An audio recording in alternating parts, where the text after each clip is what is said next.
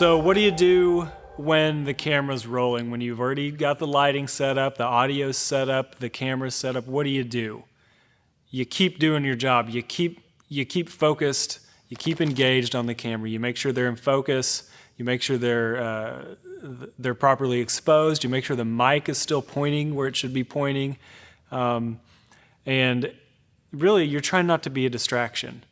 Unless you're taking notes, you shouldn't have your phone out playing games, checking out Facebook videos. You need to be engaged and continue to do your job. Taking notes, though, is a great thing to do. It's helpful for the story because you're going to have a chance to come back and revisit some of the things later on. So if you take notes on things you liked and things that maybe weren't clear, things that maybe, statements you can pick up to help bridge one section to another, parts of the stories that maybe went way too long that you think we could summarize and get it just clearer and a quicker pass.